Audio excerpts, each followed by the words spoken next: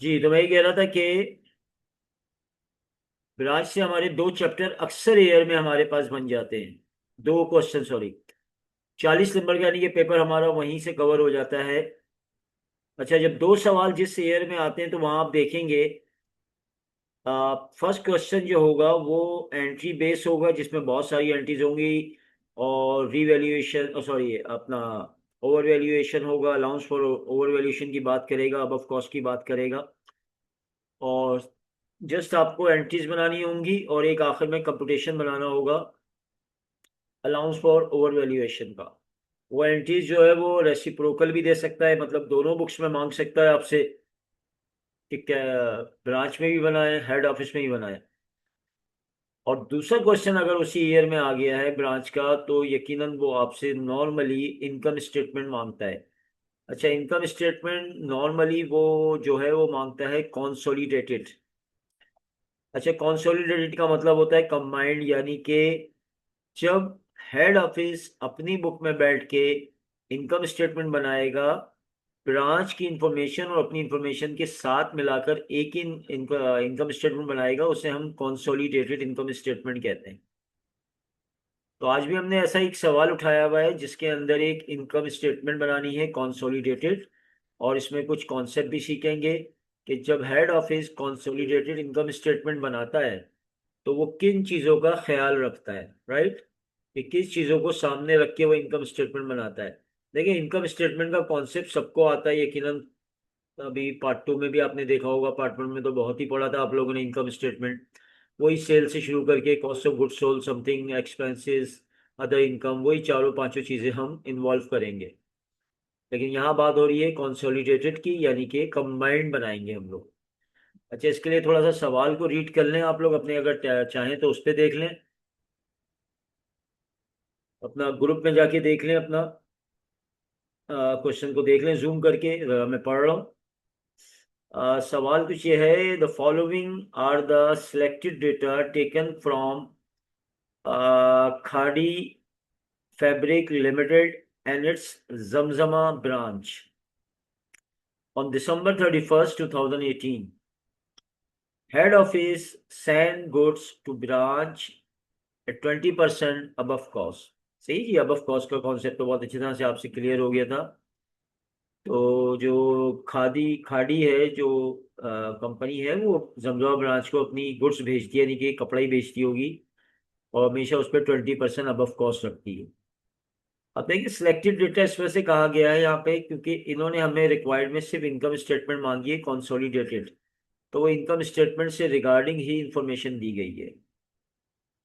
अब देखिए, बताया गया है इनके पास कैश है, दोनों का कैश बता रहे हैं। हेड ऑफिस के पास कैश 8 लाख का इस वक्त है, ब्रांच के पास 5 लाख रुपए का है।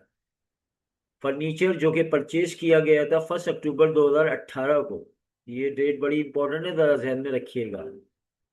फर्नीचर परचेज किया गया था 1 अक्टूबर 2018 को, और ये फर्नीचर जो है कैरी कर रहा है, हेड ऑफिस ही कर रहा है। तो आप देख सकते हैं ब्रांच के पास फर्नीचर नहीं है, राइट, हेड ऑफिस से ही खरीदा था 1,60,000 का। फिर बात करते हैं इक्विपमेंट की। इक्विपमेंट अगर देखें तो हेड ऑफिस के पास इक्विपमेंट नहीं है, और इक्विपमेंट कहाँ मौजूद है, ब्रांच के पास मौजूद है, जिनकी वैल्यू है आज 40,000। लैंड की बात करेंगे तो हेड ऑफिस के पास भी 2 लाख रुपए की लैंड मौजूद है, लेकिन ब्रांच के पास लैंड नहीं है। मर्चेंडाइज इन्वेंट्री अगर ओपनिंग की बात करेंगे, देखिएगा, opening merchandise inventory head office के पास है 5 लाख की, और ब्रांच बता रहा है उसके पास मर्चेंडाइज इन्वेंट्री है 2,40,000।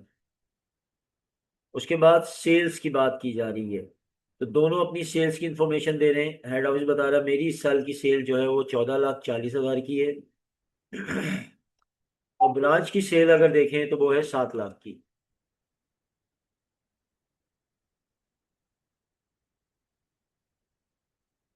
सही जी। और उसके बाद मजीद इंफॉर्मेशन क्या दी जाती है, परचेजेस। परचेजेस बता रहे हैं हेड ऑफिस ने जो अपने परचेजेस की थी अपनी गुड्स, वो 6 लाख रुपए की, और ब्रांच भी बता रहा है कि मैंने भी 2,40,000 की परचेजेस करी है। इसका मतलब याद रखिएगा, जब ब्रांच परचेज शो करता है तो वो अपने किसी लोकल मार्केट से ही खरीद के वहीं बेच देता है, राइट, ये ध्यान में रखिएगा। क्योंकि इस लोकल मार्केट की परचेजेस के ऊपर हम पहले भी बात कर चुके हैं, आज भी हम बात करेंगे कि ये लोकल परचेज जब करता है ब्रांच, तो उसकी ट्रीटमेंट हम क्या करते हैं, देखिएगा आगे चलते हैं। फ्रेट इन यानी कि ट्रांसपोर्टेशन को कहते हैं, सही है जी। जो परचेजिंग पे हम लोग ट्रांसपोर्टेशन पेड करते हैं उसको हम फ्रेट इन भी कहते हैं। तो हेड ऑफिस कह रहा है मैंने 1,44,000 का फ्रेट पे किया, लेकिन ब्रांच ने कोई फ्रेट यानी कि ट्रांसपोर्टेशन पे नहीं किया। आगे कहता है goods send to branch. Branch को जो गुड्स भेजी गई है, जरा गौर करें, हेड ऑफिस के कॉलम में देखें तो लिखा हुआ है गुड्स सेंड टू ब्रांच 2,67,500।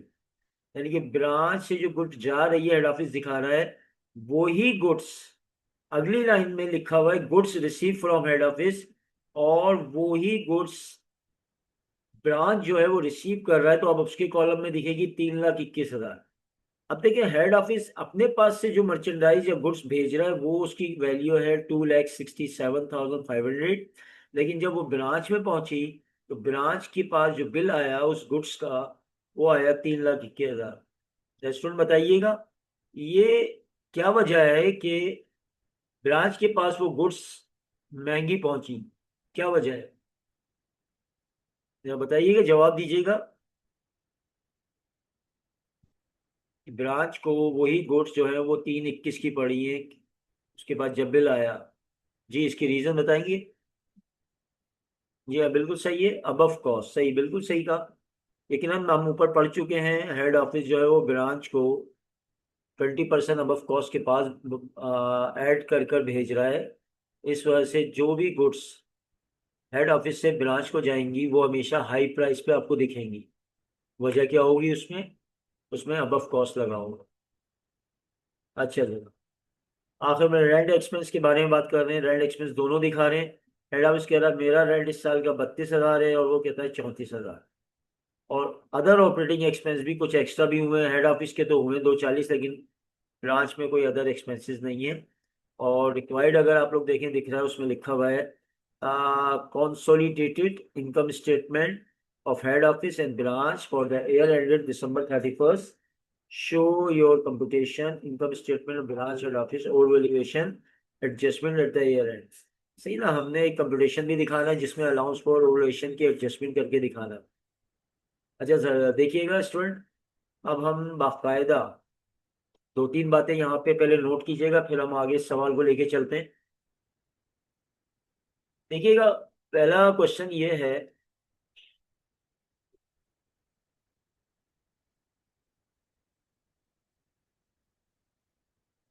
एक बात याद रखिएगा जब भी हेड ऑफिस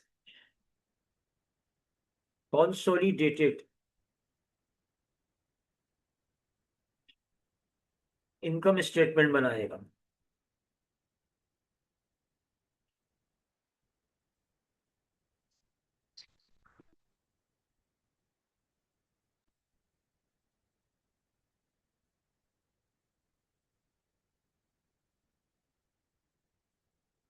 वेट कीजिएगा जरा।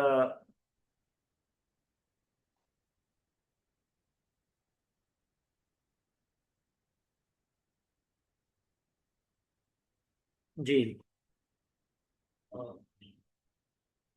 मैं कह रहा हूँ कि जब भी आप लोग कॉन्सोलिडेटेड इनकम स्टेटमेंट बनाएंगे, जिसका मतलब है कंबाइंड इनकम स्टेटमेंट, राइट, इसमें आपने दो तीन बातों का ख्याल रखना है। पहली बात ये कि जब हेड ऑफिस जो है वो बिगिनिंग इन्वेंटरी लेगा, बिगिनिंग इन्वेंटरी किसकी, या देखिएगा बिगिनिंग इन्वेंटरी ऑफ ब्रांच, वो किस पे लेगा, हमेशा अपनी इनकम स्टेटमेंट में किस पे दिखाएगा, कॉस्ट के ऊपर, सही है। सेम हेड ऑफिस जब भी गुड्स सेंड करेगा, जितनी भी गुड्स सेंड नहीं बल्कि परचेजिंग लेगा, राइट, परचेज भी यकीनन किस पे लेगा, कॉस्ट पे लेगा। और तीसरी बात याद रखिएगा कि हेड ऑफिस जब एंडिंग इन्वेंटरी रिकॉर्ड करेगा अपने पास इनकम स्टेटमेंट में, किसकी, ब्रांच की, ये ध्यान में रखिएगा, वो अपनी किसी चीज के बारे में बात नहीं कर रहा है, क्योंकि उसकी अपनी हर चीज, हेड ऑफिस की अपनी बिगनिंग इन्वेंटरी, हेड ऑफिस की अपने परचेज, हेड ऑफिस की अपनी एंडिंग इन्वेंटरी, ये तीनों तो उसके पास होती ही कॉस्ट की फॉर्म में। सही है, याद रखिएगा। लेकिन जब हेड ऑफिस ब्रांच से तीन बातें पूछता है कि तुम्हारी ओपनिंग इन्वेंटरी कितनी है, तुम्हारी परचेजेस कितनी है, और तुम्हारी एंडिंग इन्वेंटरी कितनी है, तो ये तीनों चीजों की वैल्यू हेड ऑफिस अपनी इनकम स्टेटमेंट जब बनाएगा कंसोलिडेटेड कंबाइंड, उसमें हमेशा तीनों की कॉस्ट को चार्ज करेगा, अलाउंस को इग्नोर कर देगा। याद रखिएगा, अलाउंस फॉर ओवर वैल्यूएशन को क्या करेगा, इग्नोर करेगा, उसको इसमें शामिल नहीं किया जाता। एग्री, उसका कंपटीशन अलग बनता है और उसकी एडजस्टमेंट अलग की जाती है। तो जब भी कंसोलिडेटेड इनकम स्टेटमेंट बनेगी, वहां पर हेड ऑफिस और ब्रांच की इन्वेंट्री से रिलेटेड जो जो है, चाहे ओपनिंग इन्वेंट्री हो, एंडिंग इन्वेंट्री हो, या फिर परचेजेस हो, जो कुछ भी होगा वो सब कॉस्ट के ऊपर लिया जाएगा। राइट स्टूडेंट, क्लियर है यहाँ तक बात, क्योंकि इसी यही मेन पॉइंट है इस सवाल का। ओके, सबको क्लियर है बात, आगे चलें।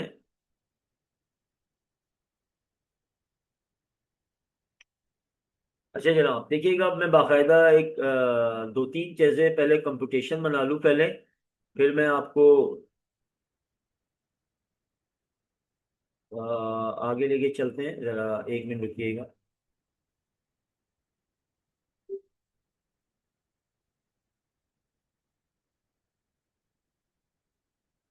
जी, आप लोगों को सबको स्क्रीन और आवाज आ रही है ना मेरी?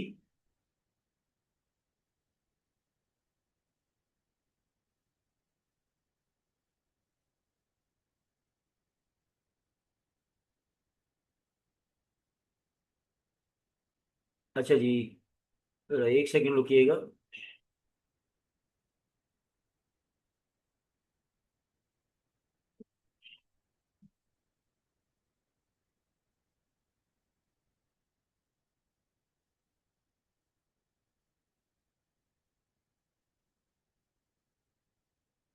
अच्छा देखिए, अब हम प्रॉपर वे में अब इसकी इनकम स्टेटमेंट बनाने जा रहे हैं। और इनकम स्टेटमेंट का फॉर्मेट तो आपको पता ही है, जैसे कि यहाँ पे जो है कंपनी का नाम जो हमारे पास है वो क्या है, खाड़ी फैब्रिक लिमिटेड।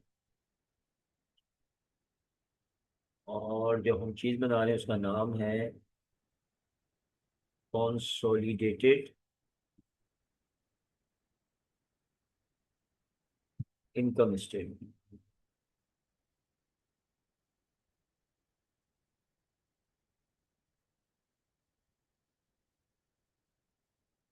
तो बना रहे हैं हम for the year ended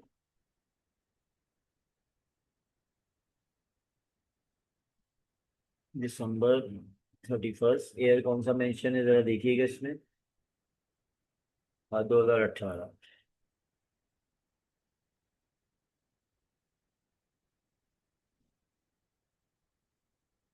2018।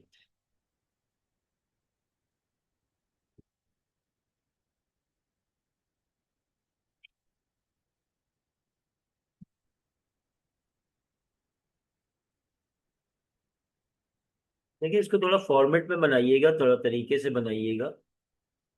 Format इस तरह से बना लें आप लोग गर्ल्स बॉयज, कि आप इसको तीन कॉलम में वर्किंग करके दिखाएं।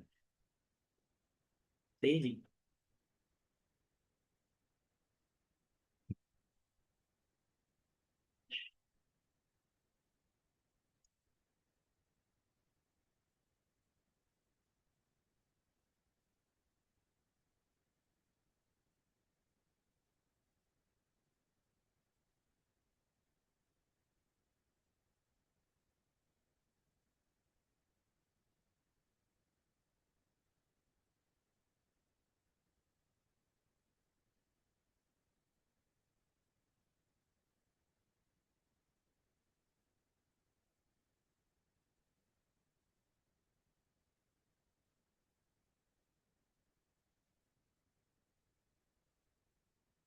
चलेंगे, इस तरह से देखिएगा, बनाइएगा। आप लोग बाद में भी देख सकते हैं, खैर फिलहाल तो अभी सुनते रहिएगा बात को।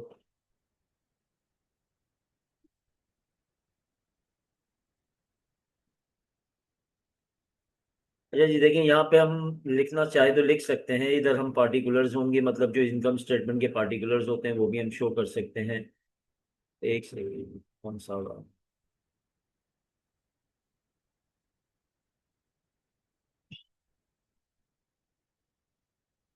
अच्छा जी,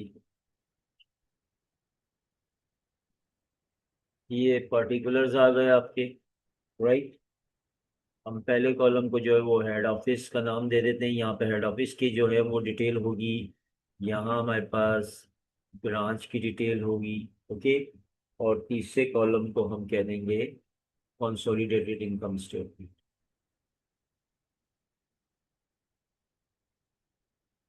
इनकम स्टेटमेंट, आई एस का मतलब इनकम स्टेटमेंट है, सही है जी, गलत? चलिए जी, शुरू करते हैं हम लोग बाकायदा एकदम। अपना क्वेश्चन सामने ऊपर रखिएगा ताकि हमारे लिए आसानी हो जाए। आपको पता है सबसे पहले जो है वो हम लोग लेते हैं जी, इनकम स्टेटमेंट बनाने के लिए जो सबसे पहले हमारी चीज होती है वो सेल होती है।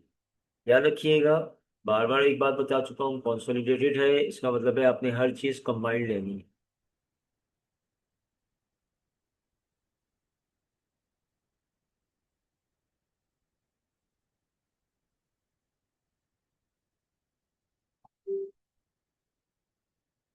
देखिए यहाँ पे चाहे तो आप मेंशन कर दें, लेकिन जरूरत नहीं है, खैर फिलहाल दिखा सकते हैं कि ये सेल लेना हेड ऑफिस प्लस ब्रांच। अगर सवाल से ज्यादा देख के मुझे बताते ना, बल्कि मैं देखता रहता हूँ, सवाल मेरे पास भी ओपन है। देखिए सबसे पहले सेल लेना है। सेल हेड ऑफिस बोल रहा है 14,40,000 की। तो हमने पहले हेड ऑफिस की कॉलम में दिखा दी 14,40,000 रुपए की सेल हेड ऑफिस की। और ब्रांच बता रहा है 7 लाख, राइट। ये सेल हो गई है। और याद रखिएगा यहाँ पे मैंने जो कंसोलिडेटेड इनकम स्टेटमेंट में दो कॉलम बनाए हैं, उसकी एक वजह है।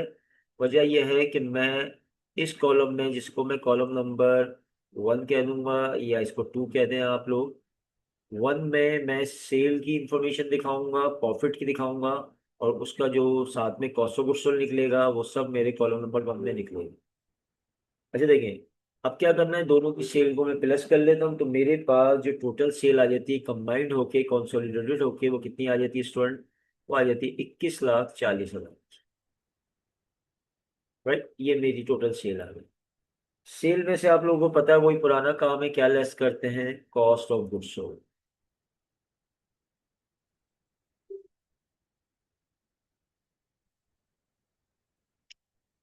कॉस्ट ऑफ गुड्स सोल्ड, चले जी, अब आपका वो पॉइंट जो भी मैंने ऊपर डिस्कस किया था वो आ जाएगा। सबसे पहले आपने कॉस्ट ऑफ गुड्स सोल्ड में लेना है बिगनिंग इन्वेंट्री।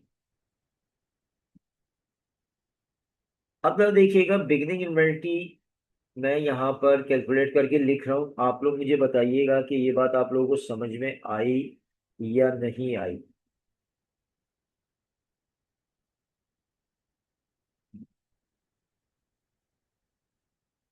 अच्छा, एक सेकंड रुकिएगा, आप लोगों ने सवाल कहाँ दिया?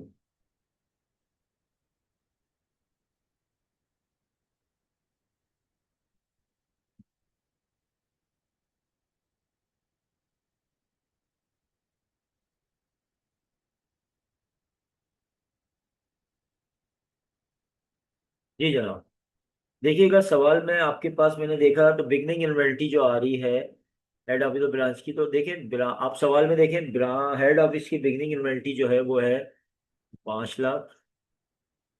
और मैं ब्रांच की बिगनिंग इन्वेंट्री जो ले रहा हूँ, कैलकुलेट मैंने यहाँ पे करी है, वो ले रहा हूँ मैं 2 लाख।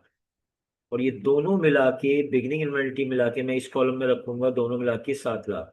अब अगर सवाल में देख सकते हैं बिगनिंग इन्वेंट्री ब्रांच की है कितने की, जरा नोट करें, आप सवाल को देखें कि बिगनिंग इन्वेंट्री आपकी है कितने की और मैंने कितने की लिए, इसकी वजह क्या है? क्या कोई मुझे बताएगा ताकि मैं अंडरस्टैंड कर सकूं कि आप लोगों की बात समझ में आ रही है?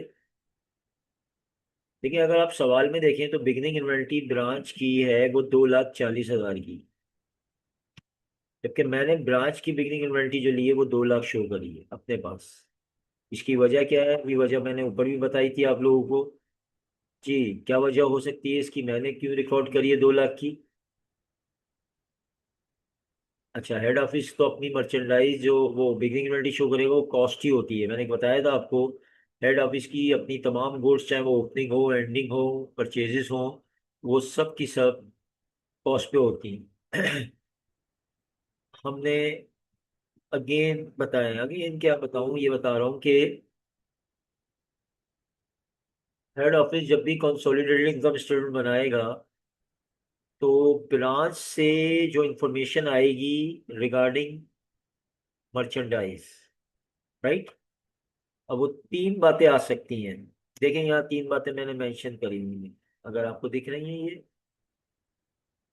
ये 3 बातें मैंने यहाँ पे लिखा हुआ है कि जब भी आप कंसोलिडेटेड इनकम स्टेटमेंट बनाएंगे तो ब्रांच से आप जो इंफॉर्मेशन लेंगे उसमें 3 बातों का ख्याल रखिएगा।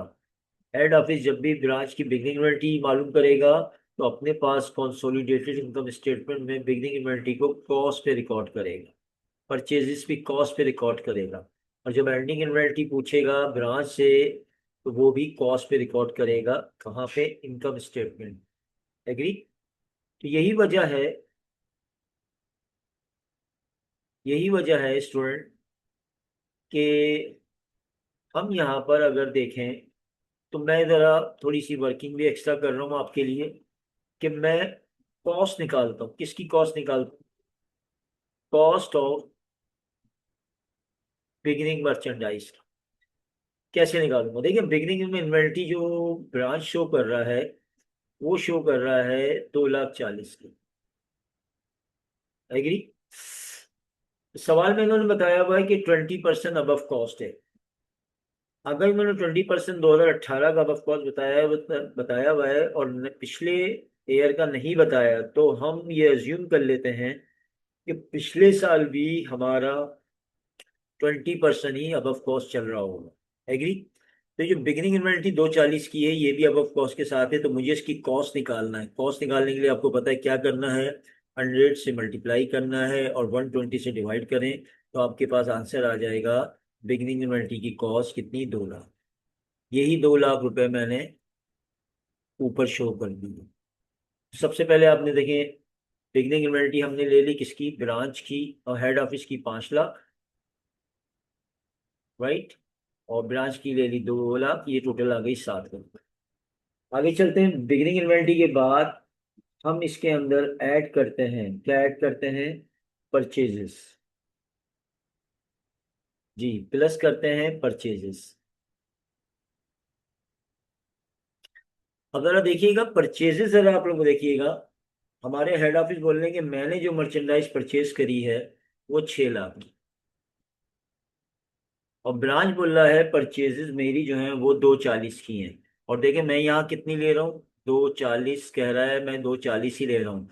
इसकी वजह बताएं स्टूडेंट, मैंने ये 240 क्यों ले ली, जबकि मैंने आपको ऊपर कहा था कि आप हेड ऑफिस ब्रांच की ओपनिंग मर्चेंडाइज, परचेजेस और एंडिंग मर्चेंडाइज की इंफॉर्मेशन जब लेगा तो ये तीनों की कॉस्ट प्राइस को शो करेगा इनकम स्टेटमेंट में। मैंने ब्रांच की वही प्राइस दिखा दी जो, परचेज की वही प्राइस दिखा दी जो ब्रांच शो करी 240। वजह? जी जनाब, जवाब दीजिएगा, क्या वजह है, मैं 240 क्यों दिखा रहा हूँ, कम क्यों नहीं करी मैंने?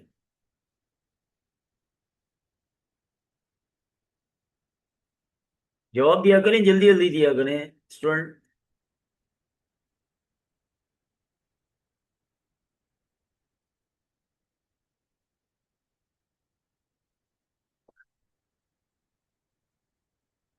एक जवाब आया, आप लोगों का क्या आया भैया?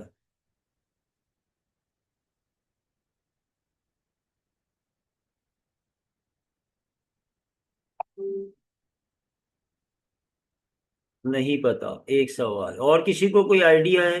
कोई और मुझे जवाब देगा कि मैंने परचेज की वही सेम प्राइस दिखा दी कंसोलिडेट में जो ब्रांच शो कर रहा है, क्योंकि मैं आपको ऊपर बता के भी आ रहा हूँ कि हेड ऑफिस वाला कंसोलिडेटेड इनकम स्टेटमेंट में ब्रांच की ओपनिंग इन्वेंटरी, ब्रांच की परचेजेस, ब्रांच की एंडिंग इन्वेंटरी हमेशा कॉस्ट पे रिकॉर्ड करेगा, अलाउंस को इग्नोर करेगा।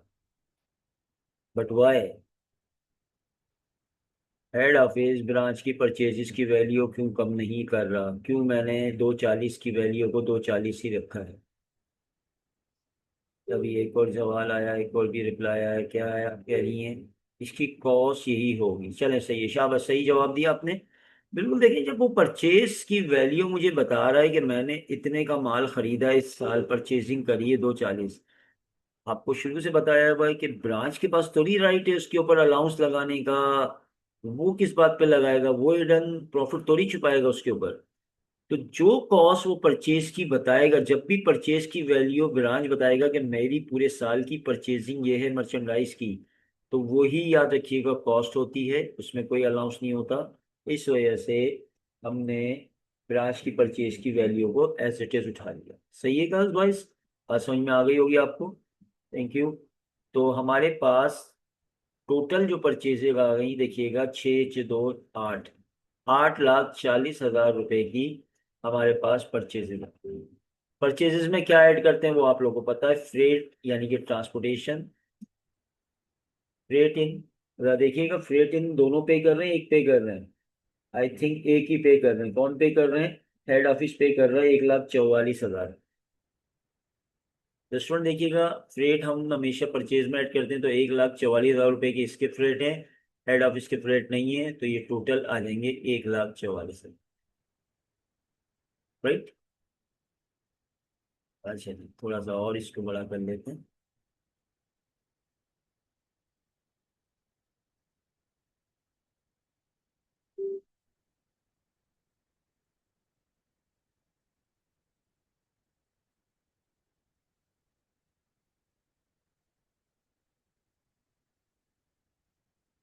चलें जी, ये हमारे पास हो गई डिटेल। अब हम क्या करेंगे स्टूडेंट के, अब इस वक्त हम लोग इन तीनों अमाउंट्स को प्लस कर लेंगे। राइट। इन तीनों अमाउंट को प्लस कर लेते हैं, यानी कि बिगनिंग इन्वेंटरी हेड ऑफिस की, हेड ऑफिस के परचेज, हेड ऑफिस के फ्रेट यानी कि ट्रांसपोर्टेशन, इन तीनों का अमाउंट मेरे हिसाब से बन रहा है 5 6 11 12, 12,44,000। सही जी। 12,44,000 इसकी वैल्यू आ गई है। और ब्रांच की वैल्यू आ रही है 2 और 2 4, 4,40,000। 4,40,000। इस तरह दोनों को अगर मिला लें तो हमारे पास अमाउंट आ गया 12,44 और 4,40। कितना हो गया स्टूडेंट? ये हो गया 16,84,000, यानी कि 16,84,000।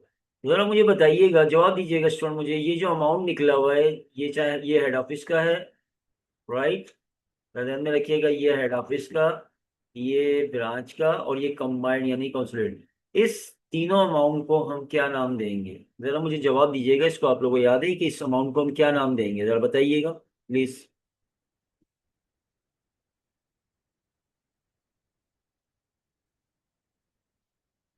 आप एक आंसर दीजिए, जल्दी से बताइएगा, ये जो अमाउंट आया हुआ है, इस अमाउंट को मैं क्या नाम दूं?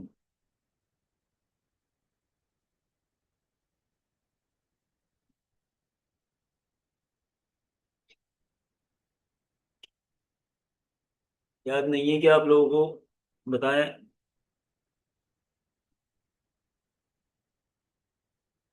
कोई आंसर देगा? जी, एक आंसर आया, आपका क्या आया?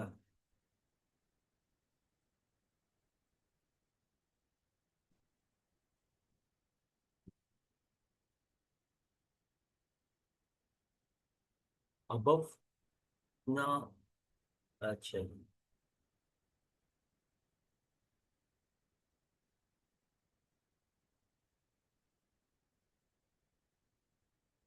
Adjusted? No no no, adjusted नहीं है। इसको हम कहते हैं, याद रखिएगा, जब हम बिगनिंग इन्वेंटरी और अपनी परचेजेस क्रेडिट को हम प्लस करते हैं, तो इसका नाम होता है, एक और आंसर है, देखते हैं वो शायद सही हो। Merchandise available for sale showers, बिल्कुल सही है। ये हमारे पास जो चीज़ आई है, ये इसको हम कहते हैं मर्चेंडाइज अवेलेबल फॉर सेल।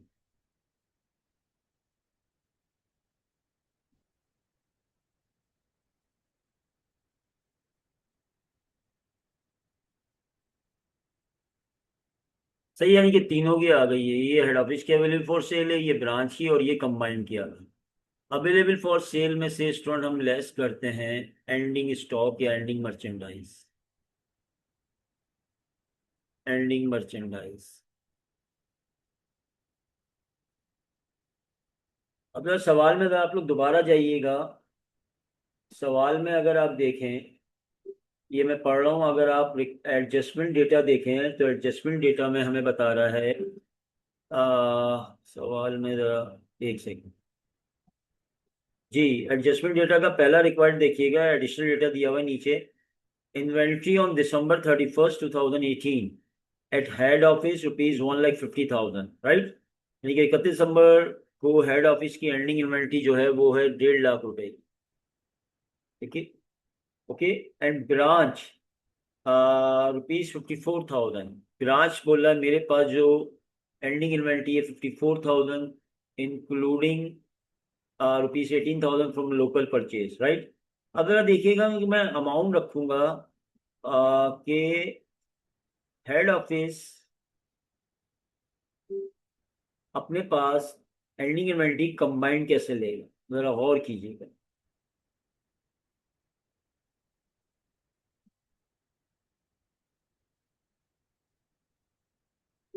देखिएगा, एंडिंग इन्वेंट्री जो है ब्रांच के पास, हेड ऑफिस की एंडिंग इन्वेंट्री तो आप लोगों को पता है जो दी हुई है वो तो होगी कॉस्ट। वो कॉस्ट पे ले ली मैंने, कितनी है, ₹1,50,000, जो कि माइनस होगी आपकी अवेलेबल। इसकी एंडिंग इन्वेंट्री जरा एक मिनट दीजिएगा, मैं जरा इसको कैलकुलेट करके आपको अमाउंट लिखता हूँ, फिर जरा यकीन आपसे पूछूंगा कि ये अमाउंट मैंने कैसे लिया होगा। किसी को आइडिया हो तो बताइएगा, नहीं तो यकीन फिर मैं उसको सॉल्व करा के दिखाऊंगा आपको। एक सेकंड रुकिएगा।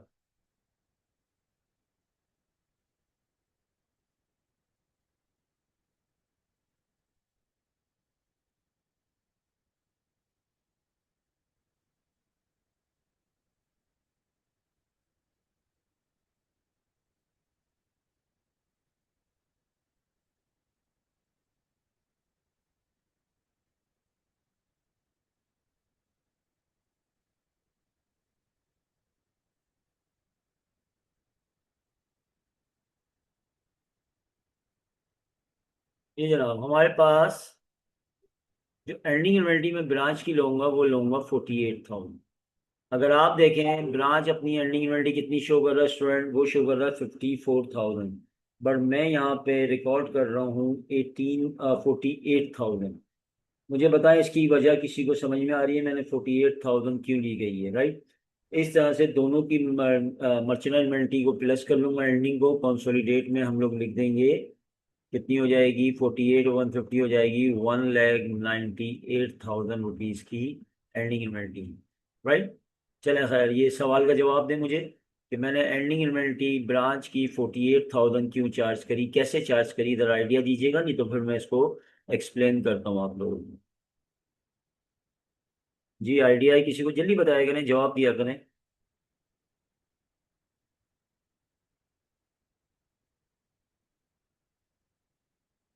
जी स्टूडेंट बताइएगा।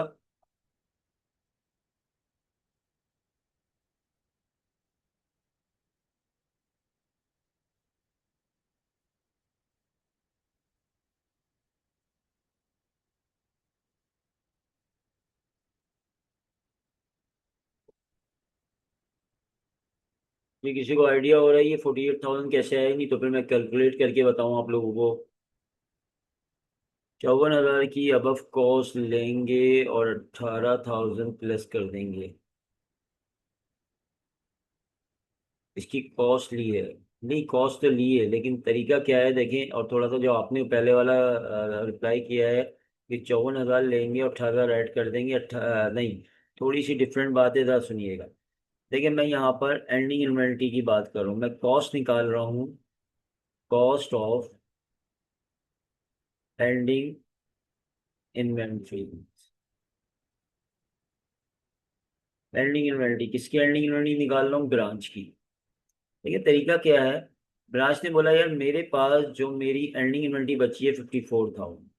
सही है, क्लियर है। अच्छा 54,000 में वो मुझसे कह रहा है कि मेरे पास इस 54,000 में 18,000 की मर्चेंडाइज जो है ना, वो मेरी अपनी लोकल परचेज से बची हुई है, जो इसने पूरे साल में परचेजिंग करी थी उससे भी माल बचा है, और जो हेड ऑफिस ने भेजा है उससे भी बचा है। तो यकीनन ये बात आप ऊपर सीख चुके हैं कि जो मर्चेंडाइज है ब्रांच परचेज करती है उसके अंदर अलाउंस नहीं होता। तो ये जो 18,000 रुपए की उसकी अपनी परचेज की हुई मर्चेंडाइज बची है जो कि 54,054 में ऐड है। तो इसका मतलब हुआ स्टूडेंट के ब्रांच के पास जो हेड ऑफिस की भेजी हुई मर्चेंडाइज बची है एंड पर, वो एक्चुअली बची है 36,000। राइट, लेस कर दिया 54 माइनस 18 तो 36। अब ये 36,000 है, इस 36,000 में अलाउंस शामिल है, 54 में शामिल नहीं था। सही है।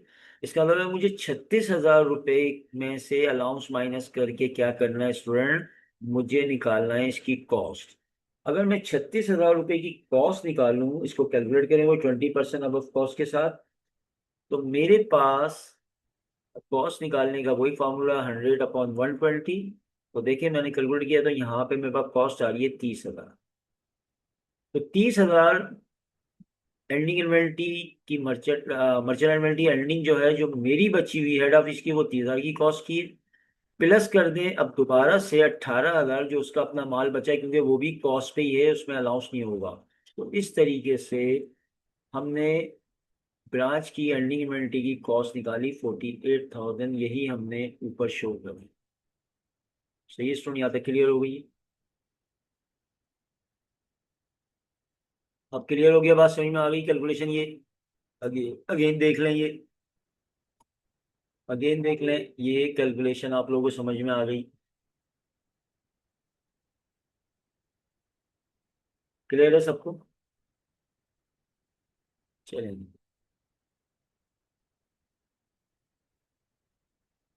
क्लियर है, शाबाश। अच्छा जनाब वापिस चलते हैं अपने क्वेश्चन की तरफ।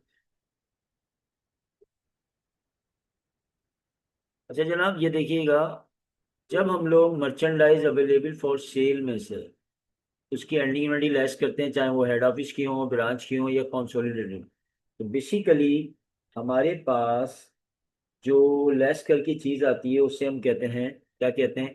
अच्छा मुझे इनकी, क्योंकि इनका प्रॉफिट अलग अलग निकालने की जरूरत नहीं है, मैं इनकी निकाला, मैं डायरेक्ट कॉन्सोलिडेट का आंसर लिख रहा हूँ। राइट, कॉन्सोलिडेट का जो आंसर आएगा जब मैं उसकी अवेलेबल फॉर सेल में से उसकी एंडिंग इन्वेंटरी लेस करूंगा दोनों में मिला के, तो मेरे पास जो आंसर आएगा स्टूडेंट वो आ रहा है 14,86,000। डायरेक्ट मैं कॉन्सोलिडेट का आंसर लिख रहा हूँ। राइट, तो ये जो 14,86,000 आया, इसको अगर आप देखें मैंने आंसर इसका जो है कॉलम नंबर 2 में किसके नीचे लिखा, ये सेल के नीचे लिखा। अगर ये सेल कॉलम नंबर 2 में पड़ी थी दोनों की कंबाइंड होके तो 21,14,40,000, इसके नीचे मैं इसका अमाउंट ले आया हूँ माइनस करके। जरा मुझे बताइएगा ये 14,86,000 जो है इसको मैं क्या नाम दूँ? प्लीज इसका नाम बताइएगा, इसको मैं क्या नाम दूंगा?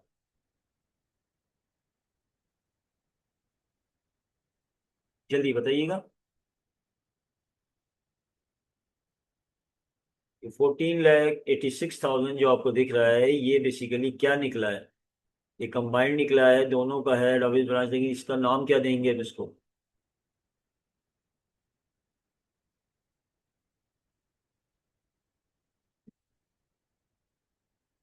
जी,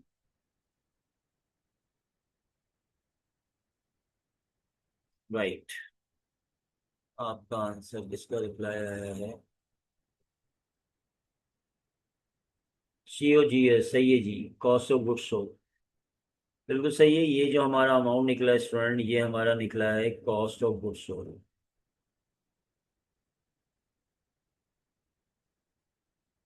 सही जी, और कॉस्ट ऑफ गुड्स सोल्ड क्या होता है? माइनस कर दिया जाता है कहाँ से? सेल में से। अब देखें कंबाइंड सेल है ऊपर 21,40,000, combined cost of goods sold आ गया, लेस करके जो मेरे पास आंसर आ रहा है वो आ रहा है, एक सेकेंड, 2140 - 1486। स्टूडेंट ये मेरे पास आ रहा है 6,54,000। तो ये जो अमाउंट मेरे पास आ गया इसको मैंने क्या नाम देना है, ये मेरा निकल आया ग्रॉस प्रॉफिट। और ये ग्रॉस प्रॉफिट याद रखिएगा, ये gross profit head office plus branch दोनों का मेरे पास आ गया। राइट, क्लियर है यहाँ तक? स्टूडेंट क्लियर है यहाँ सबको आपको?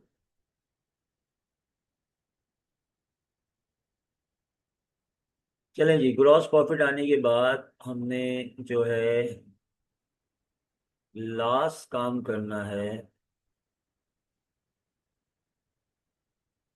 तो क्या करना है, ग्रॉस प्रॉफिट में से माइनस कर देना है हम लोगों ने क्या चीज, टोटल ऑपरेटिंग एक्सपेंस।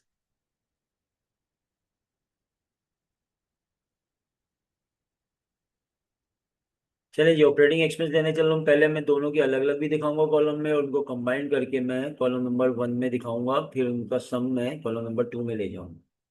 चलें जी, जरा देखिएगा, मैं सवाल को देखने जा रहा हूँ। अपने एक्सपेंसेस शुरू करते हैं हमारे पास। सबसे पहले अगर मैं एक्सपेंस देखता हूँ तो मेरे पास जो पहला एक्सपेंस दिख रहा है आपको ट्रायल बैलेंस में, वो दिख रहा है स्टूडेंट, देखिएगा, रेंट एक्सपेंस। अच्छा, रेंट एक्सपेंस जो है हेड ऑफिस शो कर रहा है कि मेरा 32,000 है, और ब्रांच बोल रहा है मेरा है 34,000। सही है। और जरा नीचे एडजस्टमेंट देखिएगा, क्या रेंट के बारे में, हेड ऑफिस और ब्रांच के रेंट के बारे में कोई एडजस्टमेंट आई है? तो एडिशनल डेटा में अगर आप लोग जाके देखें, ट्रांजैक्शन नंबर,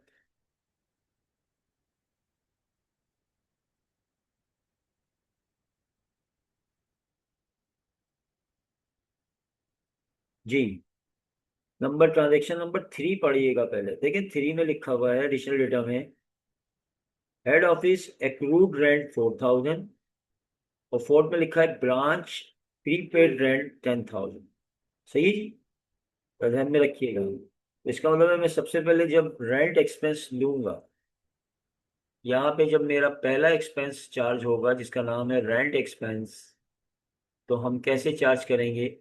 देखिए, ब्रांच हेड ऑफिस के जो रेंट एक्सपेंस है 32,000, और उसके बारे में कह रहा है, अगर मैं यहाँ पर एंट्री एंट्री बनाते नहीं है फिलहाल, मैं आपकी नॉलेज के लिए बना रहा हूँ कि अगर मैं इसकी एडजस्टिंग एंट्रीज बनाऊं, तो हेड ऑफिस का जो रेंट हुआ है वो एक्रूड हुआ है 4,000 से, यानी कि हेड ऑफिस वाला क्या बनाएगा, रेंट एक्सपेंस डेबिट और रेंट पेएबल क्रेडिट 4,000। जबकि ये हेड ऑफिस की एंट्री बनेगी रेंट की। और ब्रांच जो बनाएगा अपने यहाँ, ब्रांच बोलता है कि मेरे जो रेंट है वो प्रीपेड हो गए 10,000 से, यानी कि वो एंट्री बनाएगा प्रीपेड रेंट डेबिट और रेंट एक्सपेंस क्रेडिट 10,000 से। सही। अच्छा जी, क्या सवाल है आपका, कोई क्वेश्चन है? कंसोलिडेटेड इनकम स्टेटमेंट के जो आपने दो पोर्शन बनाए हैं, उसे आपने 1 and 2 लिखा हुआ है जी, बिल्कुल। जो कंसोलिडेट में इनकम, क्योंकि हम क्या करते हैं कि जो दो वन बनाए, पहले वाले कॉलम में हम लोग दो चीज़ें कैलकुलेट कर रहे होते हैं, अपना कॉस्ट ऑफ गुड्स सोल्ड। जब कॉस्ट ऑफ गुड्स सोल्ड आ जाता है तो फिर उसको कॉलम नंबर 2 में हम शिफ्ट कर देते हैं उसका आंसर। और वो सेल, क्योंकि कॉलम नंबर 1 में सेल होती, कॉलम नंबर 2 में सेल होती है, हमें सेल में से cost of goods sold minus करना होता है। सही है जी। और कॉस्ट ऑफ गुड्स सोल्ड को अलग से हमने पहले यहाँ दिखा दिया, ये आपको दिख रहा है। ये इसमें जो 1 है, 1 में मैंने ये कॉस्ट ऑफ गुड्स सोल्ड का काम किया, ये पूरा का पूरा पोर्शन आपको दिख रहा है, मैंने कॉस्ट ऑफ गुड्स सोल्ड यहाँ निकाला। जैसी कॉस्ट ऑफ गुड्स सोल्ड आया तो ये मूव कर गया कॉलम नंबर 2 में, सेल के नीचे। अब सेल में से माइनस कर दिया, तो अगर यही तमाम फिगर मैं यहाँ पे रखता तो, लेकिन स्टूडेंट आप होता है स्टूडेंट के लेवल पे कि घबरा जाते हैं कि नीचे यार ये आंसर क्या कैसे आ रहा है, क्या चीज़ माइनस हो रही है, क्या लेस हो रहा है। तो हमने बिल्कुल सेपरेट एक कॉलम में कॉस्ट ऑफ गुड्स सोल्ड निकाल लिया। जैसे ही वो आया वो बिल्कुल सेल के नीचे, अब आपको पता है इसके दरमियान में कोई बीच में कुछ नहीं है। आपको पता है कि ये 654 जो आंसर आया ग्रॉस प्रॉफिट, ये simple sale minus cost of goods sold से आया। सही जी, ये रीजन है। चलें जी, हमारे एक्सपेंस की बात कर रहे थे, सबसे पहले रेंट एक्सपेंस। अब जरा देखिएगा, हेड ऑफिस के रेंट एक्सपेंस जो है 32,000 है। और अगर हेड ऑफिस की एडजस्टिंग एंट्री देखें तो उसमें उसके 4,000 के एक्सपेंस मजीद बढ़ रहे हैं, एक्रूड हो गए। तो इसका मतलब ये हुआ स्टूडेंट, हम हेड ऑफिस के ऑपरेटिंग एक्सपेंस में जो लेंगे वो लेंगे, रेंट एक्सपेंस कितने लेंगे, 36,000, एक्सपेंस 4 के और बढ़ रहे हैं, इंक्लूड हो रहे हैं। लेकिन अगर हम ब्रांच के रेंट एक्सपेंस देखें, ऊपर ट्रायल बैलेंस में 34,000 थे, और इसके 10,000 के एक्सपेंसेस प्रीपेड हो रहे हैं, मतलब एक्सपेंस बच गए, अभी यूज नहीं हुए। तो इसके जो एक्चुअली एक्सपेंस हुए हैं वो हुए हैं 24,000। समझ में आ गई बात। हमें कंबाइंड में कितने लेना है, 24 और 36 कितने होते हैं आपके, 60,000। तो आपके टोटल रेंट एक्सपेंस दोनों के लगे 60,000। एग्री, क्लियर है बात। शाबाश। अच्छा, उसके बाद देखें, ऊपर ट्रायल बैलेंस में देखें तो अदर ऑपरेटिंग एक्सपेंस जाके देखें, तो वो सिर्फ किस शो कौन पे कर रहा है, अदर ऑपरेटिंग एक्सपेंस सिर्फ हेड ऑफिस दे रहा है 2,40,000। तो ये हमने ले लिए अदर ऑपरेटिंग एक्सपेंस। वो सिर्फ किसके हैं, 2,40,000, ब्रांच हेड ऑफिस के, ब्रांच के नहीं है तो टोटल में भी 240 आ जाएंगे। ठीक। अच्छा, ये तो हो गए। अब लास्ट में आइएगा, आखिरी एडिशनल डेटा की आखिरी एंट्री देखिएगा आप लोग। उस लास्ट एंट्री में क्या पूछ रही हैं आप,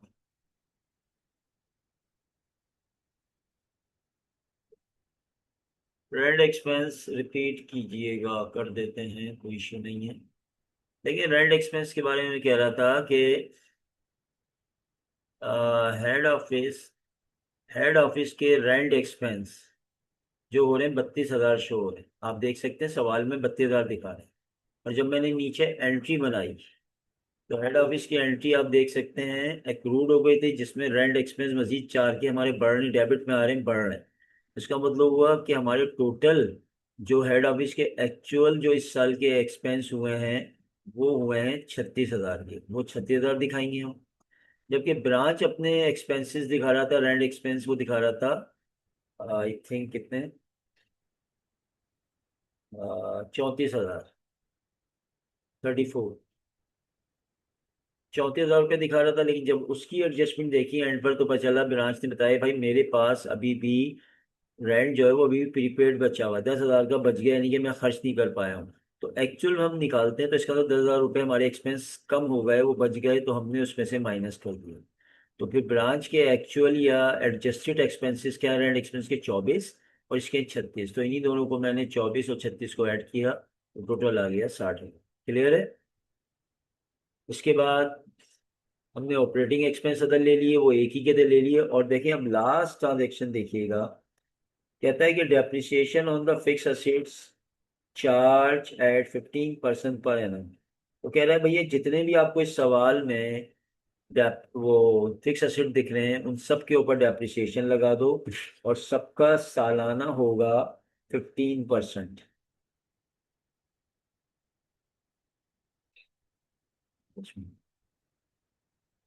सालाना फिक्स कर दिया कि जिसके चाहे वो ब्रांच के पास फिक्स असेट्स हों या हेड ऑफिस के पास हों, हर असेट्स के ऊपर हम डेप्रिसिएशन जो है वो लगाएंगे कितना, 15%। अच्छा, अगर हम देखते हैं सवाल में, तो स्टूडेंट देखें, फिक्स असेट्स को देखते हैं। फिक्स असेट्स मुझे दो दिख रहे हैं। हेड ऑफिस दिखा रहा है कि उसके पास फिक्स असेट्स है, क्या चीज़, फर्नीचर, 160 का। तो फर्नीचर ब्रांच के पास नहीं है। और इक्विपमेंट जो है वो हेड ऑफिस के पास नहीं है, वो ब्रांच के पास है 40,000 की। और तीसरा फिक्स असेट्स है लैंड। लैंड जो है वो सिर्फ हेड ऑफिस के पास है, ब्रांच के पास नहीं है, लेकिन लैंड के ऊपर डेप्रिसिएशन नहीं लगता है, बात आप लोगों को बहुत पुरानी पता होगी। सिर्फ दो असेट्स के ऊपर हम डेप्रिसिएशन चार्ज करेंगे। तो देखिए यहाँ पे मैं दोनों का डेप्रिसिएशन सेपरेट करके दिखाऊंगा ताकि आसानी हो जाए। मैं डेप्रिसिएशन एक्सपेंस पहले दिखा रहा हूँ किसका, फर्नीचर का। फर्नीचर किसके पास है ये बात आपको पता है, राइट। अच्छा कैसे निकालेंगे इसकी कैलकुलेशन मैं आगे ही आपको दिखा देता हूँ। अब देखिए फर्नीचर की वैल्यू अगर आप देखें तो फर्नीचर हेड ऑफिस दिखा रहा है कि 160 का है, और इन्होंने फॉर्मूला तो ये दिया हुआ है कि हाँ, इस पे फिक्स अमाउंट लगाना है 15%, और 15% एनुअल लिखा हुआ है। जब आप 15% निकालेंगे 1,60,000 का, जो भी अमाउंट निकलेगा, अभी कैलकुलेट करते हैं हम लोग, जो भी अमाउंट निकलेगा आपका वो निकलेगा पूरे साल का डेप्रिसिएशन। लेकिन अगर आप सवाल में देखें तो डेटा में कहा हुआ है कि जो फर्नीचर हेड ऑफिस ने खरीदा है उसकी डेट ऑफ परचेजिंग दी हुई है। कब खरीदा है? October 1 2018 में, और ये हम इनकम स्टेटमेंट बना रहे हैं 31 दिसंबर 2018 में। तो इसका मतलब है फर्नीचर को खरीदे हुए सिर्फ 3 महीने हुए हैं, और हम यकीनन 3 महीने इस्तेमाल किया है, तो 3 महीने का ही डेप्रिसिएशन निकालेंगे। यानी कि पहले आप लोगों ने 1,60,000 रुपये का 15% निकालना है। जो भी अमाउंट आया आपका स्टूडेंट, उस अमाउंट का आपने क्या करना है, 3/12 कर देना है। ये जब करेंगे तो ये आ जाएगा हेड ऑफिस के फर्नीचर का डेप्रिसिएशन। मैं एक रुकिएगा कैलकुलेट करके आपको बताता हूँ कितना अमाउंट आएगा फाइनली।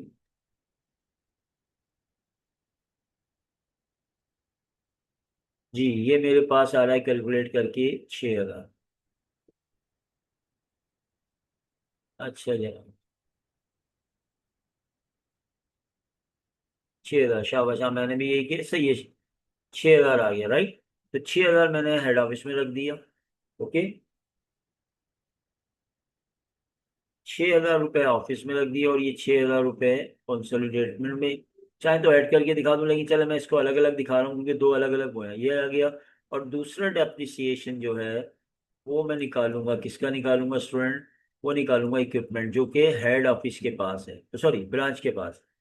अब अगर ब्रांच के पास अगर वो देखें अपना इक्विपमेंट, वो वैल्यू कितनी शो कर रहा है, 40,000।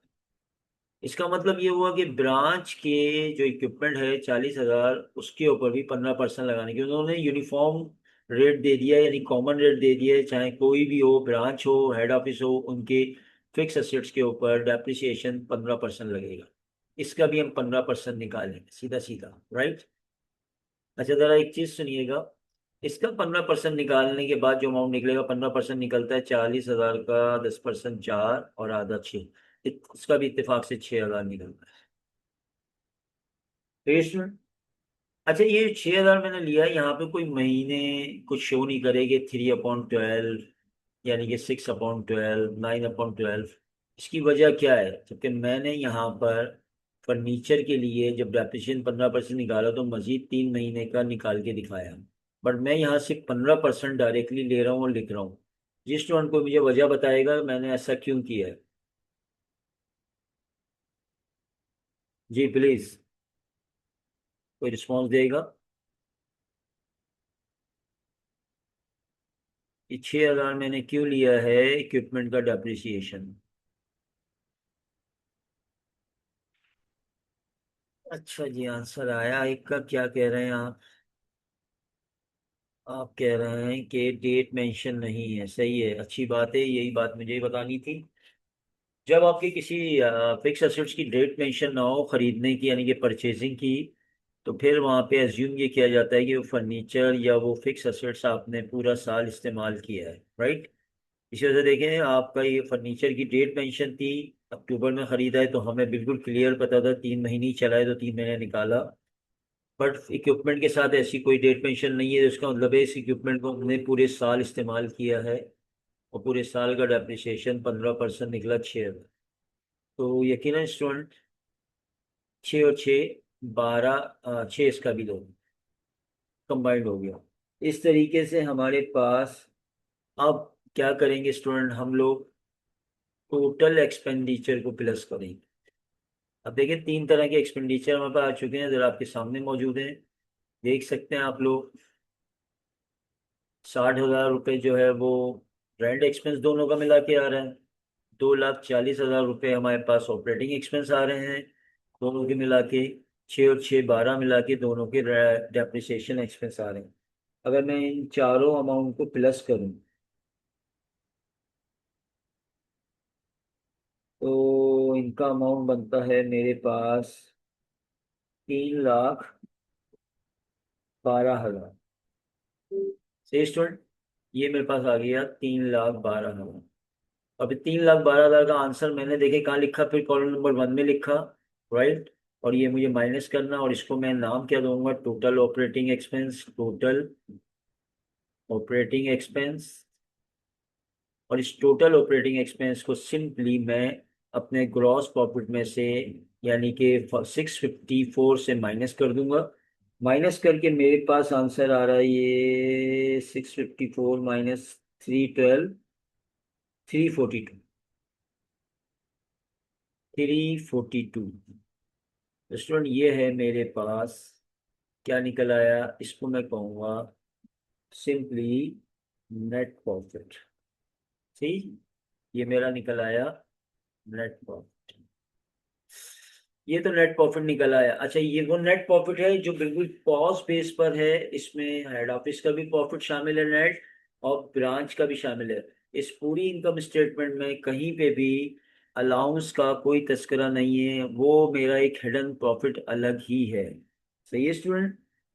तो जरा हम ये भी चेक कर लेते हैं, वो जो हिडन प्रॉफिट हमने इसके अलावा कमाया है, ये नेट प्रॉफिट तो हमने 3,42,000 कमाया ही कमाया, दोनों ने मिला के, हेड ऑफिस और ब्रांच ने।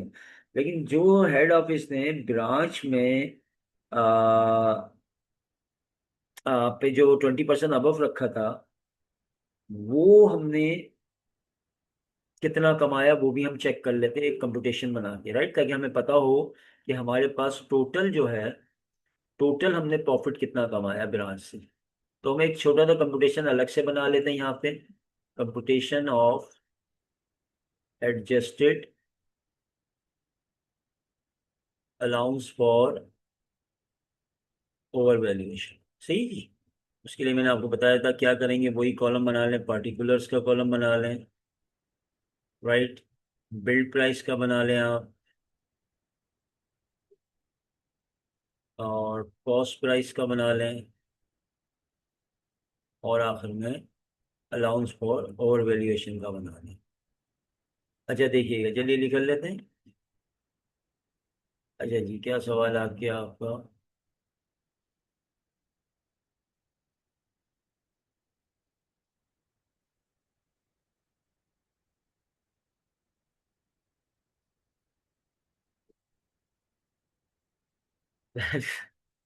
मैं आपको पहले ही उस पर तो बता रहा था कि शुरू में ही तो ये बात बताई थी कि जब कंसोलिडेटेड इनकम स्टेटमेंट बनाएगा तो हेड ऑफिस ब्रांच से जो इंफॉर्मेशन लेगा, जिसमें तीन बातें होंगी, ओपनिंग इन्वेंट्री, परचेजेस और एंडिंग इन्वेंट्री।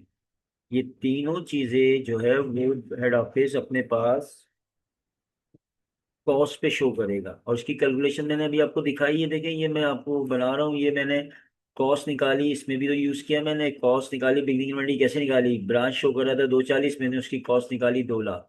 तो इसमें अब कॉस्ट को मैंने अलग लेस करके निकाला ना। फिर जो एंडिंग इन्वेंटरी ब्रांच ने बताई 54, उसकी मैंने आपको कैलकुलेशन करके दिखाई कि 54 में 18,000 तो उसकी अपनी मर्चेंडाइज बची है जिसपे अलाउंस नहीं होगा, 36 बची, 36 में मेरा जो है 20% अबव लगा हुआ था, उसका मैंने कॉस्ट निकाली 30, और फिर 30 में मैंने 18 ऐड किया, ये आ गया, राइट।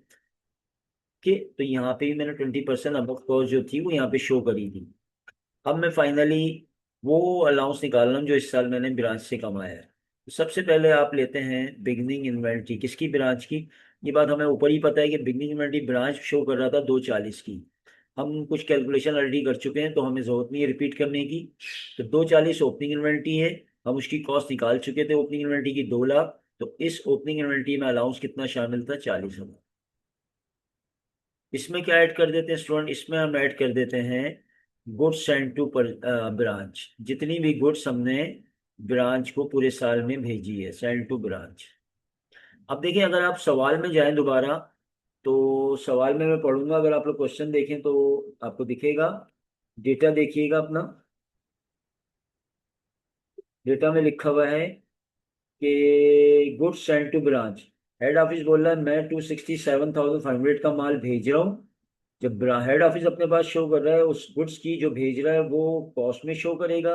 लेकिन अगली लाइन पे वही गुड्स रिसीव हो रही हैं हेड ब्रांच को हेड ऑफिस से 321 की, तो वो उसकी बिल्ड प्राइस है। तो इसका मतलब ये हुआ कि 3 लाख जो माल हमने भेजा उसकी बिल्ड प्राइस है 3,21,000। अलाउंस कॉस्ट उसमें शामिल है कितना, 2,67,500। तो अब आप इन दोनों का डिफरेंस ले लें। तो इन दोनों का डिफरेंस क्या होगा स्टूडेंट, देख सकते हैं आप लोग। इन दोनों का डिफरेंस यहाँ मैं निकाल रहा हूँ, 1 मिनट। इनका डिफरेंस होता है मेरे पास 53,500। यानी कि इस मर्चेंडाइज जो मैंने भेजी थी उसमें ऑलरेडी मैंने 53,500 का अलाउंस हिडन करके भेजा था। राइट। तो इस तरीके से स्टूडेंट मैंने ब्रांच के पास जो टोटल मेरा अलाउंस वहाँ पे उसके पास है वो है 93,500। राइट। रिटर्न तो इस सवाल में हुआ नहीं है, मर्चेंडाइज रिटर्न तो की नहीं है। और सिंपली मैं माइनस कर दूं, क्या माइनस कर दूं स्टूडेंट, एंडिंग इन्वेंट्री माइनस कर दें। एंडिंग मर्चेंडाइज इन्वेंट्री का अलाउंस माइनस कर देता हूँ। तो देखिए मैं एंडिंग इन्वेंट्री भी निकाल चुका हूँ, ये आपको दिख रहा होगा। एंडिंग इन्वेंट्री कौन सी लूंगा, 18 नहीं लूंगा। 18 में अलाउंस नहीं है, सिर्फ मेरी एंडिंग इन्वेंट्री 36 है जो कि अबव कॉस्ट के साथ है और उसकी कॉस्ट है 30। तो मैं बिल्ड प्राइस में एंडिंग इन्वेंट्री लूंगा 36,000। राइट। और उसकी कॉस्ट मुझे पता है वो 30,000। और इसमें मेरा अलाउंस था 6,000, क्योंकि मैं माइनस कर दूंगा क्योंकि ये अलाउंस मैं इस साल नहीं कमा सकता। तो एक्चुअल मैंने इस साल जो अपनी ब्रांच से अलाउंस एडजस्ट किया है, या दूसरे अल्फाज में कह लें कि जो मैंने अर्न किया है, कमा लिया है, तो कितना कमाया स्टूडेंट, 87,500। ये है मेरा adjusted allowance for over valuation. सही है स्टूडेंट। यानी कि इस तरीके से अगर बात की जाए सब कुछ, तो हमने ब्रांच और हेड ऑफिस ने मिल के जो टोटल नेट प्रॉफिट कमाया है ये 3 लाख, आपको दिख रहा है, आपको दिख रहा है ये 3,24,000 42,000 का एक तो ये कमाया हुआ है। 3,42,000 का ये प्रॉफिट जो दोनों ने मिलके कमाया है। और 87,500 का हिडन प्रॉफिट और हमने ब्रांच से कमाया है। तो अगर मैं इन दोनों को प्लस कर दूं तो स्टूडेंट मेरे पास आ जाएगा 2 वाइट, कितना आएगा अगर आप प्लस कीजिएगा,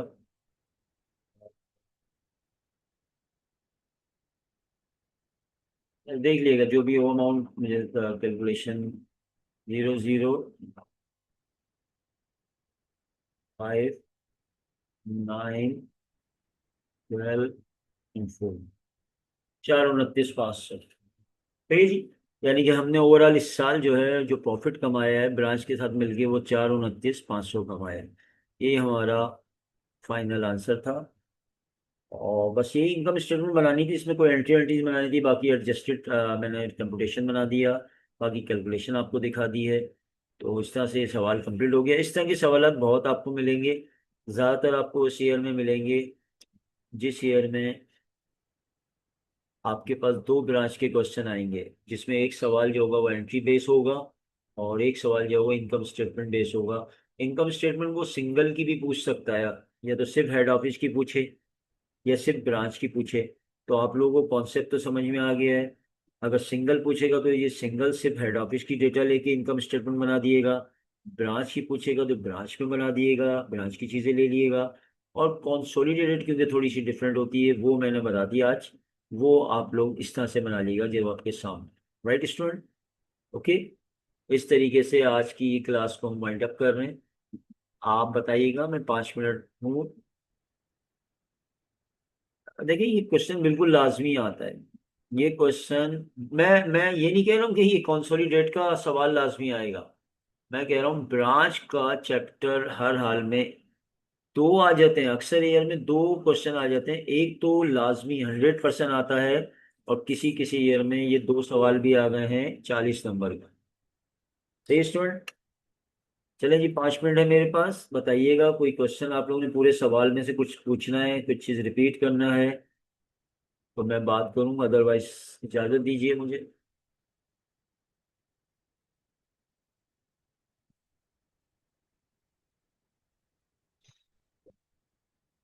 जी स्टूडेंट, कोई क्वेश्चन?